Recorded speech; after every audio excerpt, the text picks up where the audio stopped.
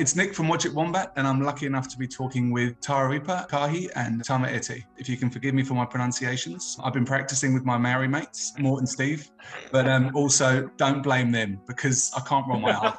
You apologise, it's all good. Yeah. Also, Okay. be with Nick. Watch It Wombat.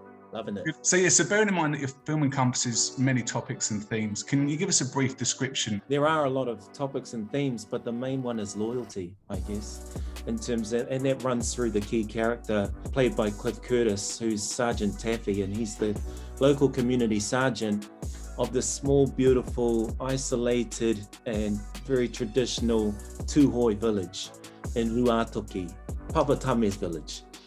And he's faced with this dilemma of when the New Zealand government decides that that Papa Tame and his friends are terrorists. Please get out! Get on the floor! Get down! Rather than ask questions, they decide to push the red button, which forces our main character of Cliff Curtis to make a choice between whether he serves his police badge or whether he protects his community. Sergeant Tawharau Williams, I'm calling to report an internal incident. So it all torpedoes and spills out of this choice by the government. So am I right in saying that it's based on three police incidents, the 1916, 2000 and 2007? Is that correct? Sort of an amalgamation of those three events? Yep, it's a very watchable film that'll stop your breath from about minute 44 all the way through to the end. And it's, it starts off as this beautiful heart drama where we're in the village deep inside this valley, and then everything just falls to pieces.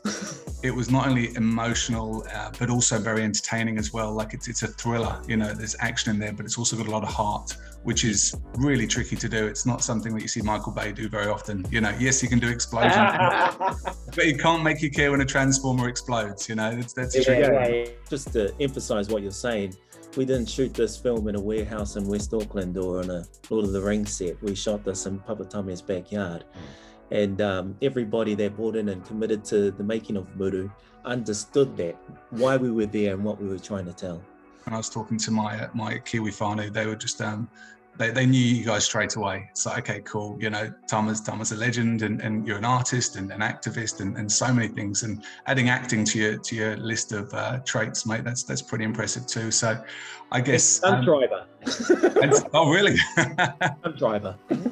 I've been trying to work out, is it hard or easy to ask someone to play themselves? Because essentially it can't be wrong because that's who they are. Tame, would you sometimes say, oh, I'd never say that, or I wouldn't do that? Or is it sort of, does it make your life easier or harder working with someone being themselves?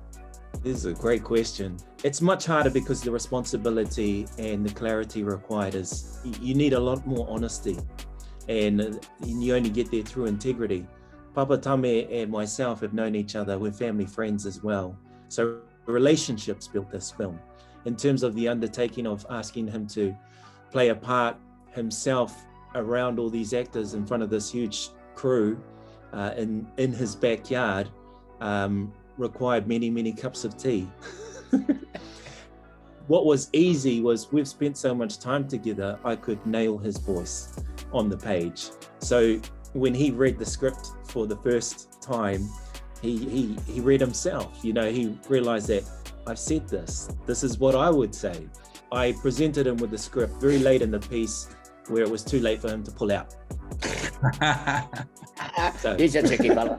I got moves. Yeah. No, it's good. And that was a real challenge for me, actually, because a lot of those things are real to me. It actually happens to me. Thrown on the ground, get a gun pointed at you got red dots there right through on your forehead, and I experienced all of that. First view of the film, I wasn't quite there because I had a certain amount of anxiety, worrying about that. Did I play the part all right? I didn't look up the translation of Muru until after I'd seen the film, and I'm kind of glad I didn't, because once I saw an interview with Cliff Curtis and he said it roughly translates to forgiveness. Is that, would you say that's correct? Yeah, no, that's definitely a translation there. Another translation, well, another way to understand the concept of Muru is that when something has gone wrong, something must be made right. Wow. Yeah. that you can't just let it sit. You've got to go, okay, cool, how can we fix this, whether or not it's forgiveness or sorting it out. Yeah, but it's clear to see watching the film that there is just a lot of people, a lot of the characters grow, and they do, from some severe acts, you know, find forgiveness and actually manage to treat each other like human beings. And you know, every character reaches that point of clarity where they can really see what's going on, you know, and that's what we need. That's what we need back in New Zealand. Australia too, I dare say. We can just, you know, what the view becomes very clear what's really going on. Yeah, and especially with your message as well, Tama, with just, you know, I will not speak Maori, is just incredible to me. Again, because my friends have told me when they were similar age to you, and it was just like he grew up at school and they weren't allowed to speak it, and they'd have to go to a separate church and be taught there, you know.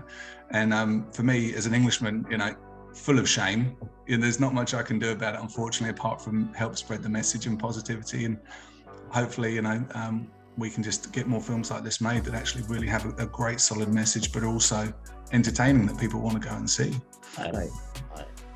Thank you for that. I could just, you know, solve the world with a cup of tea. Sounds great. That's how I like to solve my problems too. You've created a lot of short films. How did you make that leap from short, if it is a leap, I guess, from short film to feature-length film? Through a lot of support and really good training. In terms of this film, it was a huge leap, but every film, short film, feature film, documentary feature, has been about nailing this journey here, as well as the secret sources, listening to my wife. Understanding that I don't have the answers, and so she produced this film, and like Officer Blake, you know, she's the one.